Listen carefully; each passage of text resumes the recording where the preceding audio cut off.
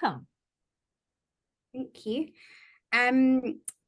Cool. So welcome to the first Lunch and Learn with the Tech Leadership Experiment. And for those of you who don't know what the Tech Leadership Experiment is, it is just a small project where hopefully we can share some great leadership ideas that we can all have good key takeaways from to help implement, help us grow on our leadership journeys. And I think this is a really good one to start off with. Thank you, Petra, where we will be talking about how to influence in complex workplaces, because more and more we're starting to see flatter structures. Organizations are not having as many reporting lines. So quite often you need to establish yourself as a leader, but still be maybe not directly having people reporting into you. So I will, kick this off with, if you haven't already, please do join and follow our LinkedIn page, because that's where a lot of the messages will be posted. A lot of the events will be announced, and also our partner events will also be announced on the page. We do have a second event booked. Thank you, Andrew, who's also on this call, where we will be talking about how to manage your day-to-day workload as well as your leadership workload, especially for those who are new leaders. So if you know anyone who would benefit out of that, please do encourage them to join, and hopefully we'll see you all there too. And also, one of our partners, Aussie Founders Club, have got a face-to-face event happening later this month around making sure you have the right product fit. For those of you in the startup space, that could be quite an interesting session and chance to come in and meet with people who are also working around that and trying to help their seniors understand what's going on in that space too. So without me talking anymore, I'm going to pass it over to Petra so we can all hopefully learn something while we lunch. Beautiful. Thanks so much for everyone who can join us live and for everyone who watches the recording. We only have about an hour, and I always try to cram in as much as I possibly can. But then I always say, like it is with coaching, it is about asking a different question that creates a different kind of thinking. And even if you may not have all the answers after tonight's or today's session, it should still spark something in you. So maybe when you go for a walk later, or you have a shower tonight, you're like, oh my God, this is what she meant, or this is this little aha moment. So this is what I invite you to be open-minded and rethink, what does my leadership style look like in 2024 and beyond? Because we are going to touch on that in a second, but it's not just about people leadership as such anymore. And this is the beauty, that we are not only able to define our leadership style, but I would say it's also our responsibility to look after our own career. Now, with that said, for those of us who have grown up as the sandwich generation, I always call us the ones who didn't necessarily grow up with technology, you probably remember when that was actually live released. Like it was a big thing, Back to the Future, and everyone thought the hoverboard is the next best thing, would never be possible. And fast forwarding to the day, we live in a very different world. Like when we all started our careers, it was very much in the office, face-to-face, everything kind of analog. And back then, who would have imagined that we could work like we do today? And it just creates some context how quickly things change. And also why, I love leadership programs, I love coaching, but at the same time, traditional leadership programs are very linear. Even business plans and business models are planned with a linear projection. Now, with that said, technology doesn't grow linear, it grows exponential. We've seen it with OpenAI. It wasn't a thing. It was released. It takes over the world. Like this is how quickly it goes. It has a different timeline. And this is why we have to rethink and jump onto the bandwagon earlier before traditional leadership programs can actually catch up with that. Leadership is a lot more than having tough conversations and managing, executing tasks. We are now in this, what I always call the next normal, and next because we're not going backwards anymore. And it's only faster changing than ever before. The last couple of years probably have been the most impactful in our entire career, where we've seen that we face a lot more complexity. Customers have higher expectations when it comes to organizations, to services, to products. The luxury is now a standard level. And that also means that skills are changing to meet those change requirements. We've got high expectations overall also in the workplace, that we've got multiple hats. AI is now part of the workforce.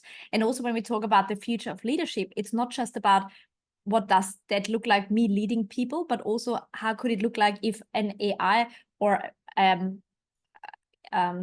a robot is part of the team, even managing a team.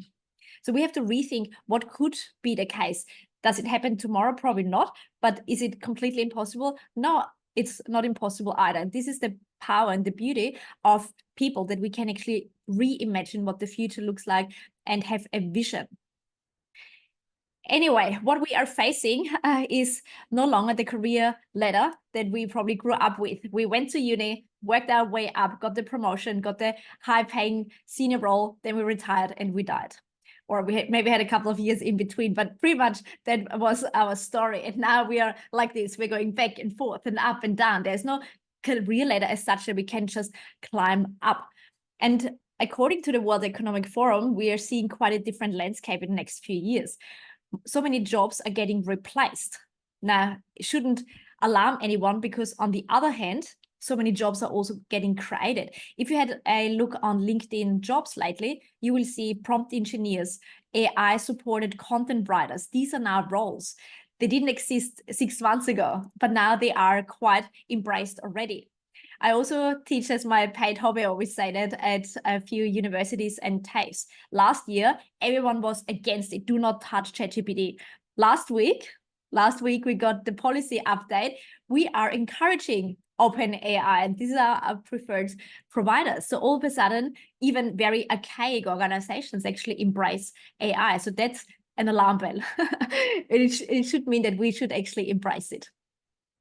For those who have got kids or the younger generation, we won't have just the one job that we are in right now. In fact, the majority of jobs in 2030, which is only a couple of years really away, won't even exist yet. But again, it doesn't mean that the entire jobs change. It's the tasks doing the jobs. This is what's changing. And at the same time, we've got more fluidity, like the Gen Z generation. And that's a research from about 2 or 3 years ago. So it's not completely up to date, but they are predicting that we will have on average 5 different careers. And in those 5 different careers, 17 different jobs. We're moving a lot more and also stay in roles shorter, simply because we can either be replaced by automation or the skill set is no longer required. So again, when I said before, it's our opportunity to create our own career, but at the same time, also our responsibility, because nobody is as interested in our success as we are. And we don't want to face that kind of dilemma that we are top one day and our skill set is in demand, everyone wants us, they pay us the big bucks, and then it's gone. When I got into recruitment 10 years ago, there was a specific skill set. And back then, only like literally a handful in Australia could do this job. A 21-year-old got it because he had the longest tenure of experience in this skill, got $160,000 as a 21-year-old. And not even 2 years later, the company said, we've automated that now. We don't need this skill. So this person didn't upskill and had to go to the mines, fly in, fly out, because he built this kind of lifestyle for the 160K, but all of a sudden the skill set was no longer relevant. And that was 10 years ago nearly. So it only fast tracks. Again, it's not an alarm or anything like that, but it just makes us alert that what else could we learn? What other experiences could we gain? What other networks can we build in case something happens? And as Asmita already said, this is only the beginning, because what we are seeing now is a lot less hierarchical organizations for a couple of reasons. More complexity means we can't necessarily have 17 different signatures to get something approved. We need to fast forward. But then at the same time, with more competition, there's also more pressure to actually deliver what our product or service is cost efficiently. So having a lot of layers doesn't necessarily make commercial sense for a lot of organizations.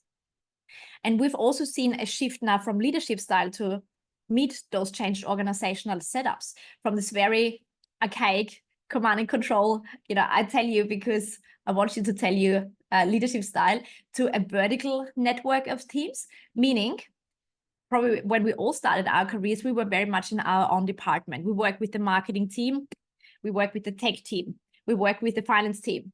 And now, because work becomes a lot more project-based, we're seeing what it's called the horizontal and loosely connected networks.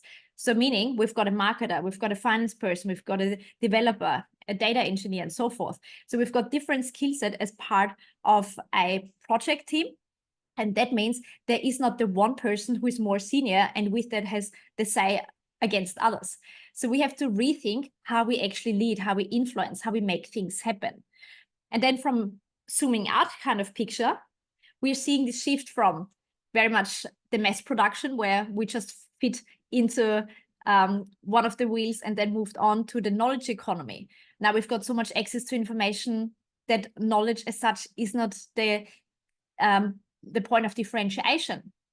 We're moving into a wisdom economy, meaning how can I extract the data and the information and the knowledge that we've got available and turn it into something that's meaningful. But with that said, ChatGPT or OpenAI is doing a lot of that work now also. So the next iteration is this connection network. How can we build a connection within the team, beyond the team, within the industry, beyond the industry that can actually help us moving forward?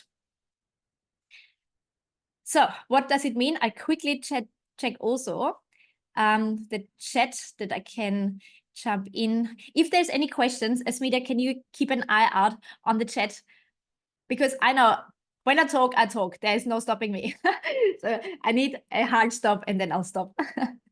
So new ways of working requires a different leadership style because the old way clearly doesn't work. And every one of us wants to accomplish something. Otherwise, we wouldn't give our lunchtime and actually learn. So if we want to influence, we actually need to rethink how we do it.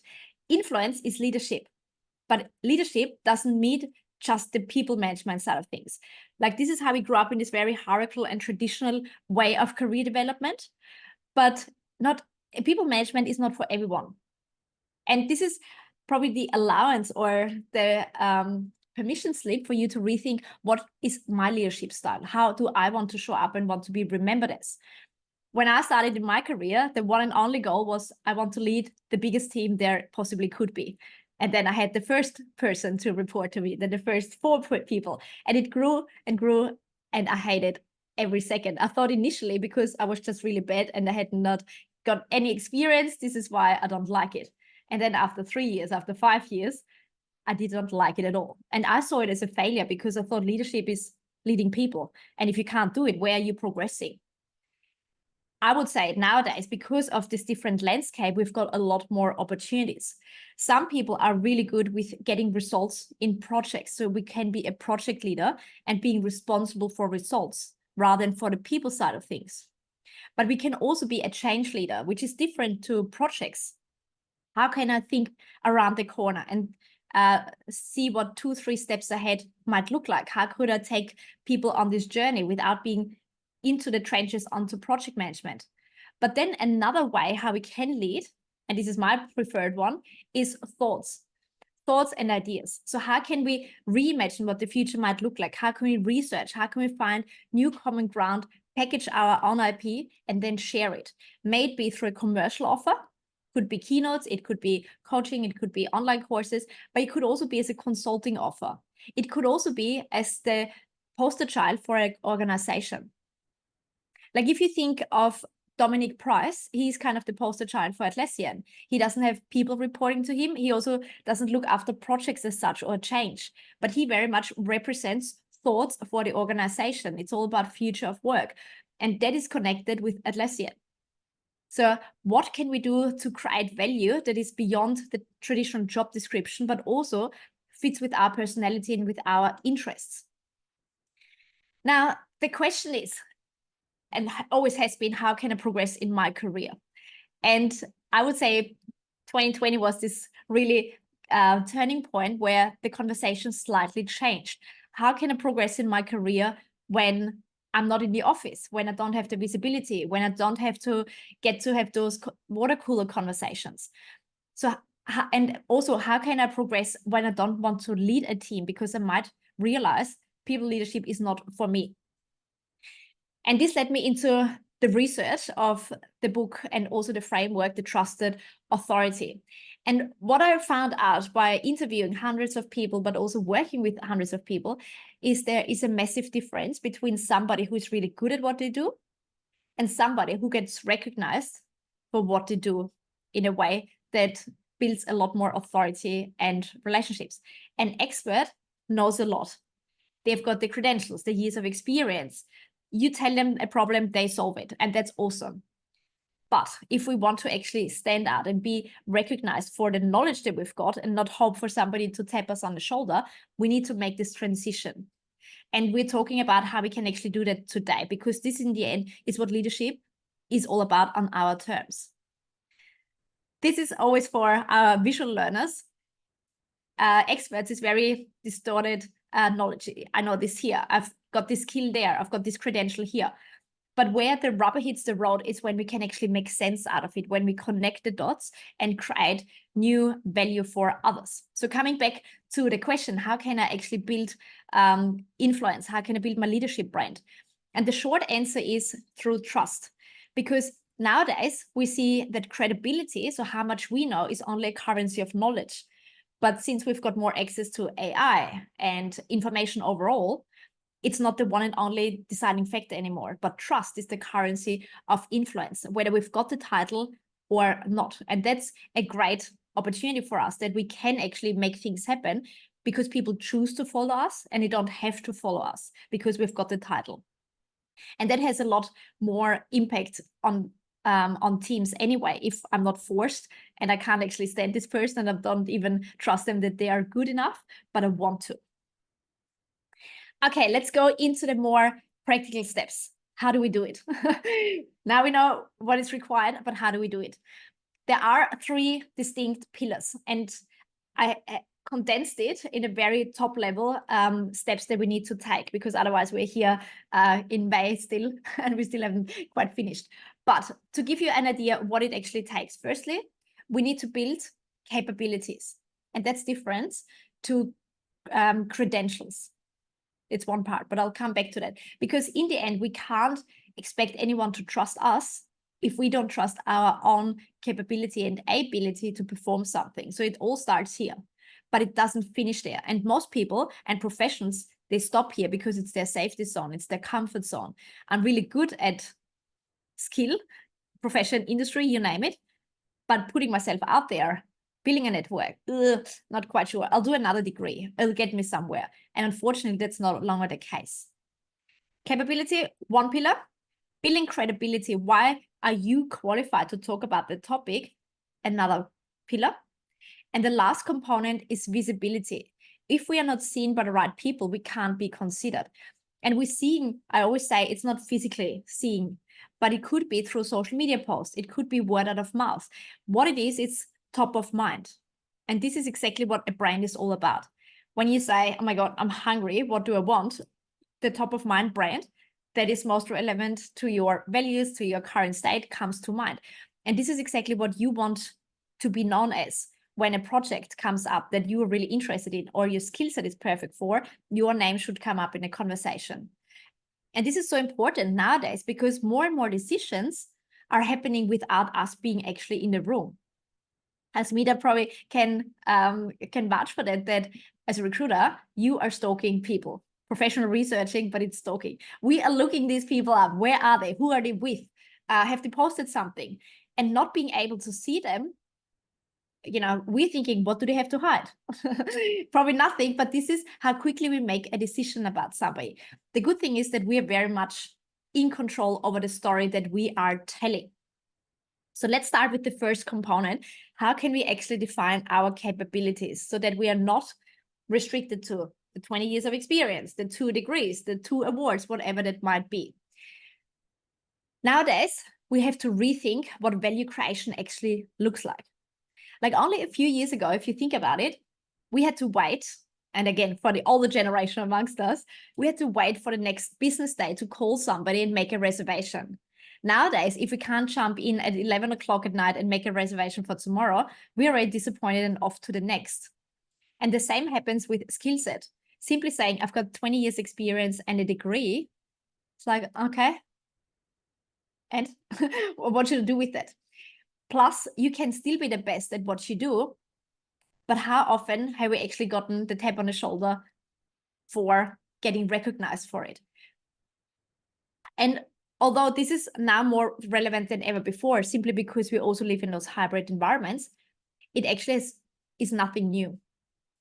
Has anyone come across Harvey Coleman and his research on the success factors? No. When I came across that for the first time, I was flabbergasted because I thought, okay, the three components are probably quite equal.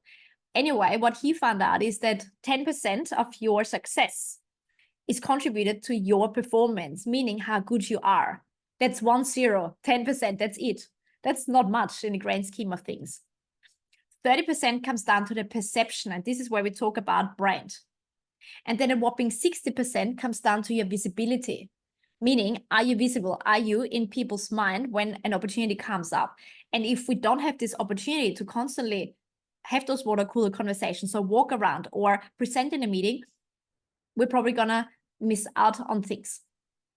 So what we need to do in the first step, we need to clarify, what does my unique value proposition actually looks like beyond my hard skill set? This is where we start. So I've got the credentials up here as a first step because it is usually the easiest way to get started.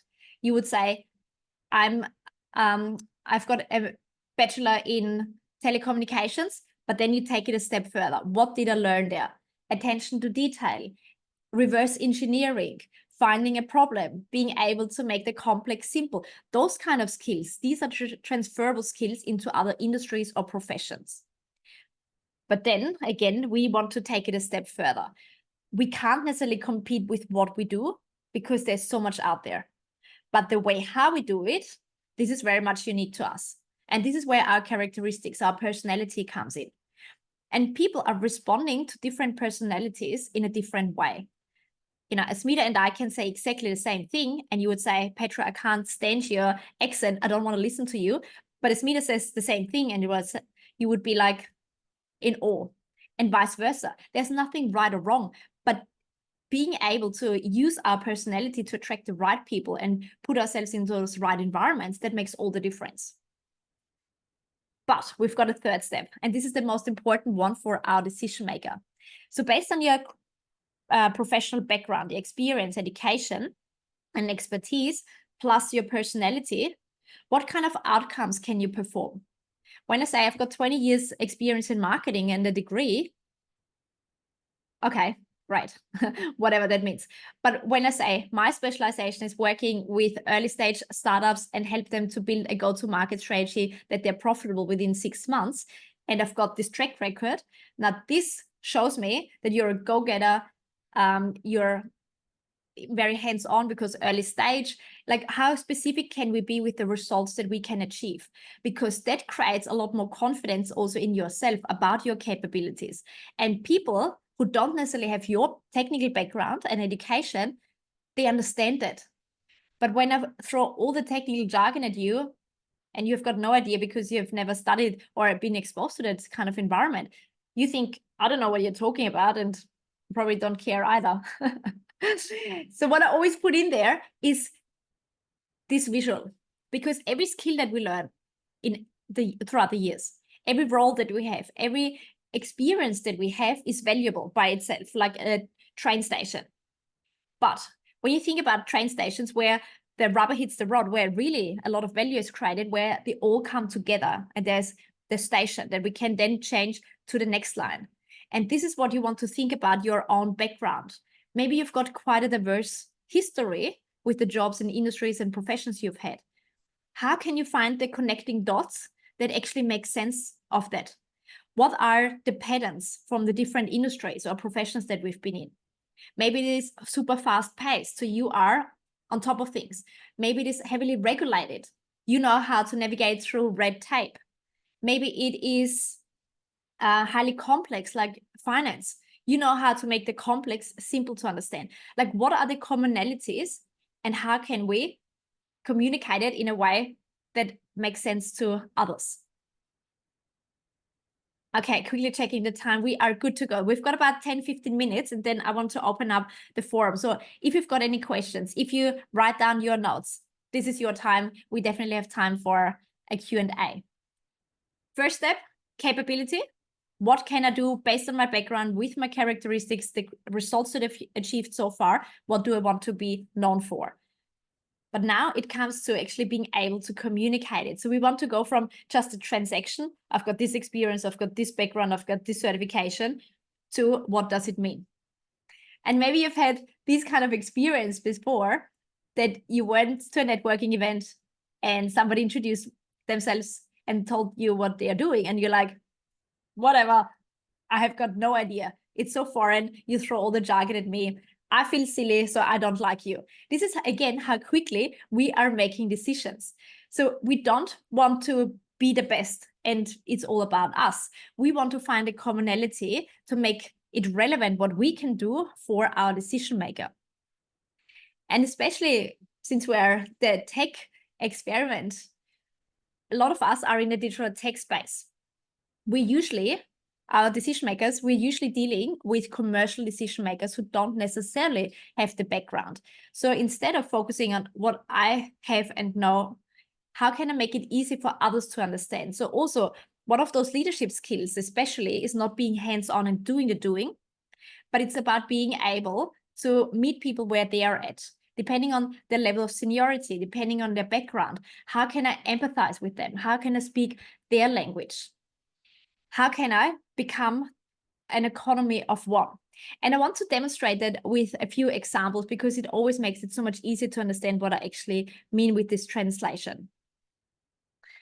Those three random people, we've got Jamie Oliver, Brené Brown, Steve Jobs.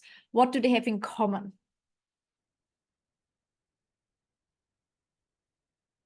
Anything? They are famous. We probably know them or have heard of them in some shape or form.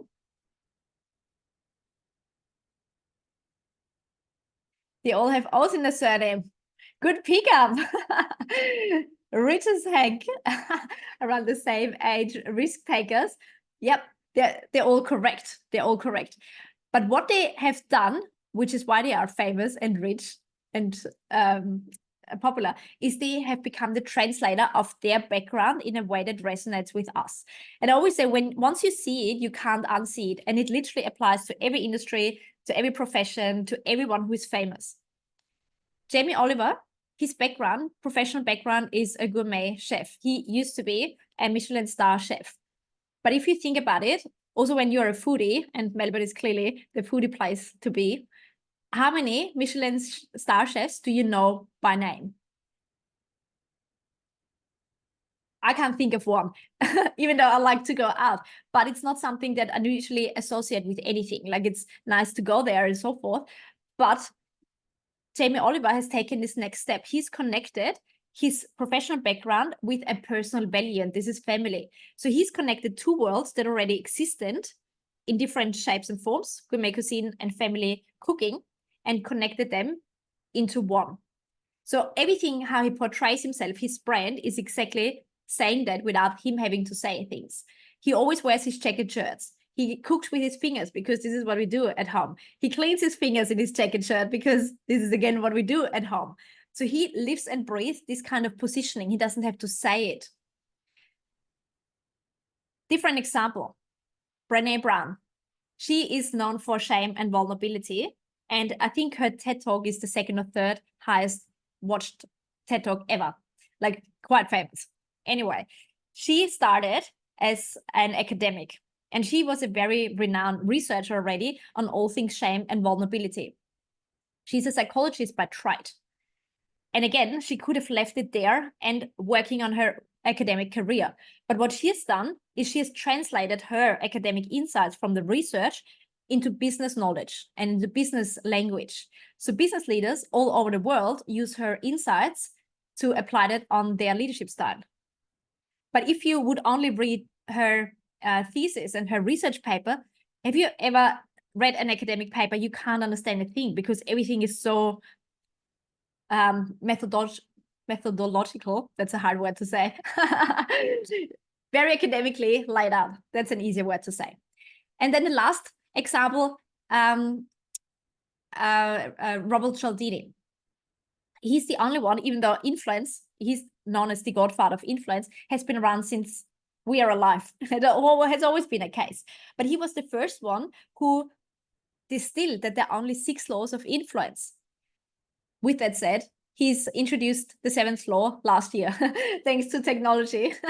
But that's it. And he's taken his research, again, he's a psychologist by trade, into the field and has actually conducted research into the real world. So he knocked on some doors and researched, what does it take for you to buy the cookie, to say yes to my offer, to get rejected and then counteract? So how can we influence to get what I want to give you or what I want to offer you?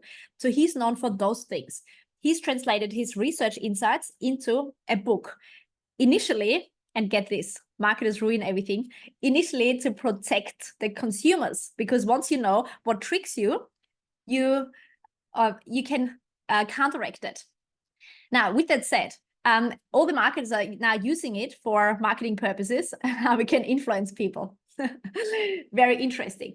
But again, what they are doing, and this is what I want you to start thinking about, is how can I connect my 2 worlds? And those 2 worlds could be anything from your background or your experience and education into a different industry. So you may come from an agile background and now move into healthcare. Healthcare may have never, or the company may have never heard of agile. You could bring that expertise into this space, and you're already connecting 2 existing frameworks, industries, and bring that together. It could also be personal values, like Jamie Oliver does. One of my clients is a financial planner. Sorry to say it, but I think it's boring. And also the perception that we have about financial planners, like, ugh. He's the opposite. Bright pink, he's dancing on TikToks. Yeah, he owns it. He attracts a certain audience. Does he do anything different in terms of financial planning? No, hopefully not. Everyone does the same thing, but how he explains it, how he portrays himself, how he communicates, 2 different worlds. So think of your own experience. What kind of 2 worlds could you connect that makes sense to your decision maker? This is an important part. Because if I'm a vegan and a personal trainer and I specialize in vegan personal training or bodylifting or whatever it might be, that's a value add. If I'm a project manager and a vegan, no value add at all. So we need to think a little bit critically about that. But this is exactly the difference between being really good at something and making sense and making a dent because of your unique point of view to somebody who is just simply good, but not necessarily known for that. So when you think of your own positioning, how you want to be perceived as, and this is how you want to communicate to others, what is it that you want to be known for? What do you want to be the go-to person for? When a project comes up, what kind of project would that be that you say, hands up, this is me? So this is our first step. And since we are in a digital tech space, one of the most common questions are around the communication. But how do I actually now apply that? How do I bring that to life? There are a few principles that we want to consider. My favorite one is speaking in 3s. 3s are easy for us to remember. It's also easy to categorize things. So when we say we want to be known for helping companies having no architecture to having the most cutting edge architecture within 6 months, right? How am I doing this? Well, the first 2 months is all about that. The next 2 months is all about this. And the last 2 months is all about that. So simply being able how you actually do what you do, or what the next 90 days could look like, or having a previous experience that you reference. Because the more transparent you can make your knowledge with those frameworks, with the steps included, with examples supported, the more you stand out already. So rather than saying, yeah, I've worked in this company for 3 years and I had this role for 2 years, it doesn't matter. Like 20 years experience doesn't mean you're any good at something, but having those results and then being able to back up the results, how we actually got them, This makes all the difference. Also, technical jargon. I know we try to sound really smart and how much we know, but if people are not coming from the background, if we're not talking to a peer, it can be off-putting, unfortunately, because when we have to think a lot, what does that mean? I've never heard that. I need to Google that. I need to ChatGPT it nowadays. It makes us quite uncomfortable. And we think, I'm silly. And I don't like to feel like that, so I don't like you. So we don't want to be put into that category, trying to be smart. And using metaphors, similes, analogies is exactly how we can actually become the translator. So rather than saying, well, this device is 327 grams, like, oh, I don't know, is it heavy? Is it light?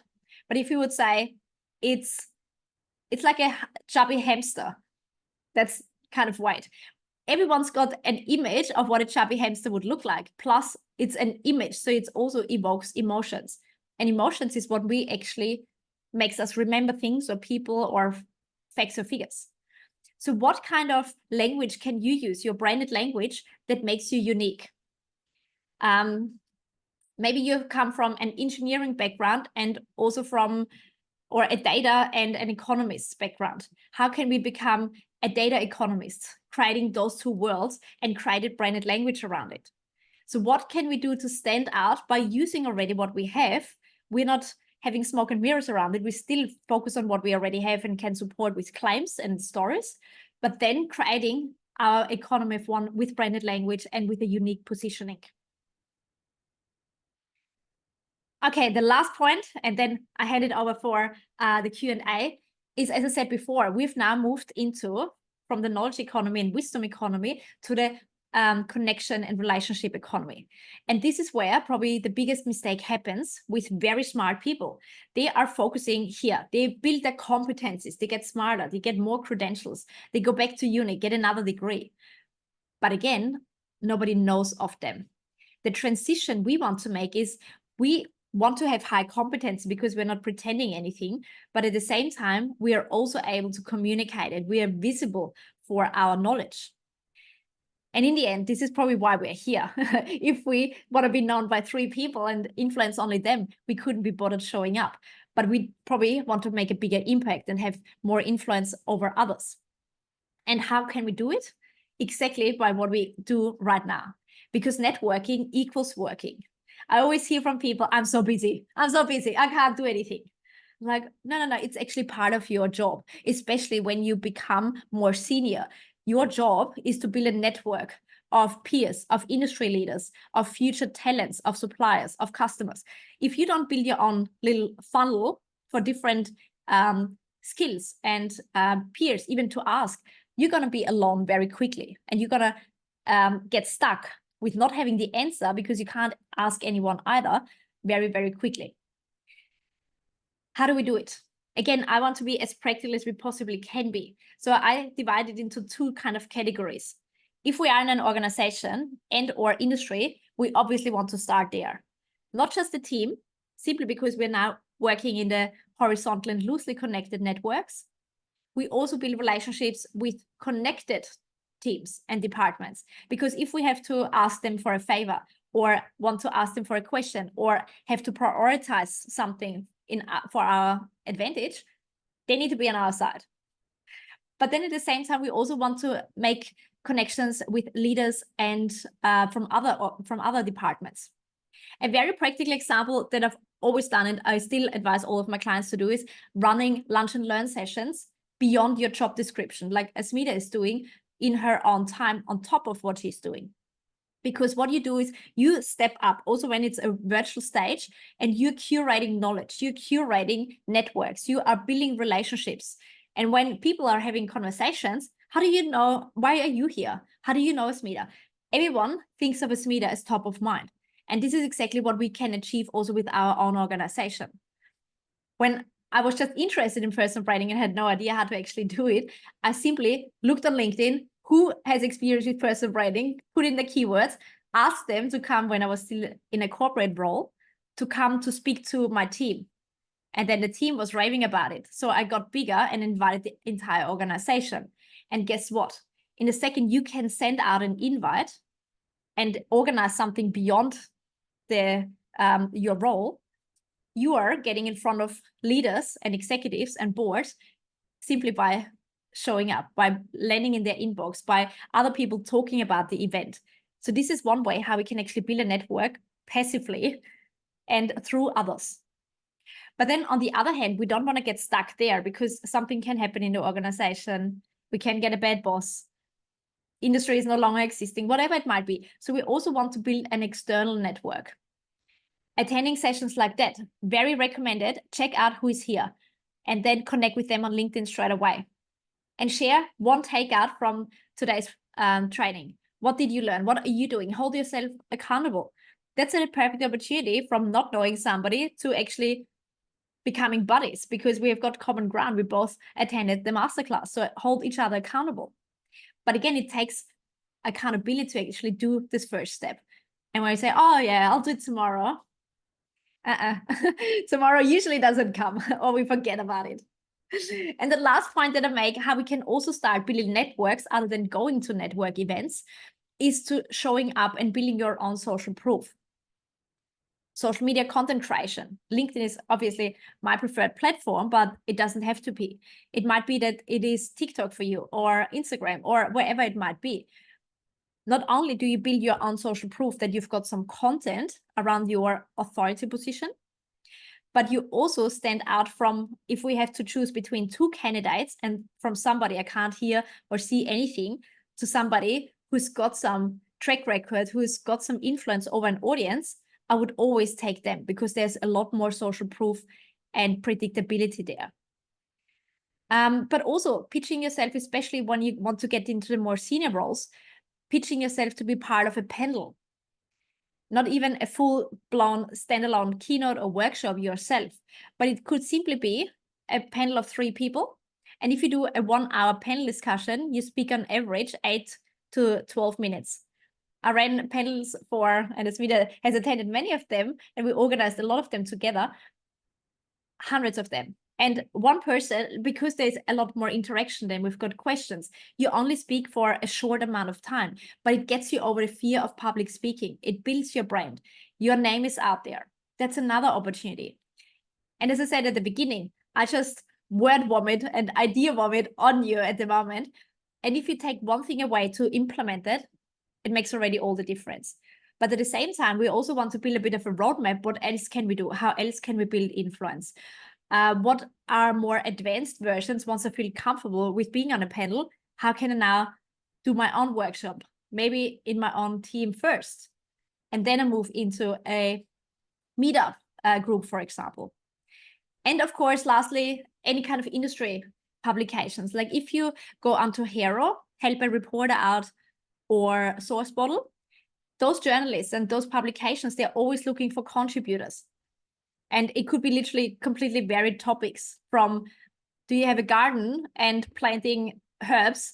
Then we want to hear from you, to actually what is the next best trend about generative AI? Like these kind of black and white topics are out there. Everyone can contribute. Again, you build social proof with that. Okay, you can take a screenshot of that, but in a nutshell, how can we actually go about that? How can we build more influence through visibility? We want to become this connector, the connector of ideas to start with, the connector of people, but also the connector of what I can do for you and what somebody is looking for. I think we are right on time. Asmita, I will hand over to you for any kind of questions that we got in the meantime. I think there was a question a little early on, actually, from Luca, but I wasn't really sure. Which part of Lucas, that no, stop that.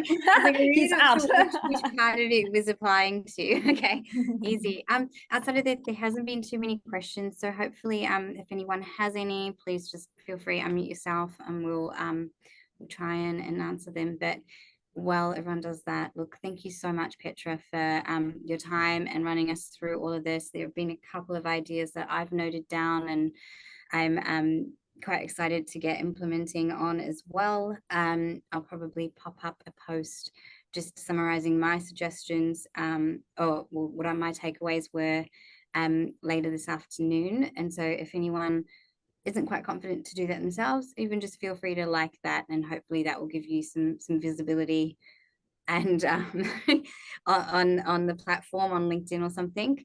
But no, look, thank you so much, and really appreciate your time with us today. Excellent. Yay. Andrew has a comment. Absolutely. And this is probably the hardest part. It's easier said than done. But actionable tips and resources for specifically talking the language of your audience, because it is quite hard. There's a couple of things that we can consider. Firstly, we can do some desk research. So when we go into groups, what are the common questions? When we get onto Reddit, what kind of questions or words do people use for that particular topic? Also, when you go on Google and put in, say, for example, for me, personal branding, A, B, C, D, I see what people are saying. Usually it is personal branding statement or PDF or whatever that might be. So we see those kind of words already and the connections, the keywords that they're using together. And then another way, if it's super complicated and we just don't know who the audience is, connected to everyday experiences.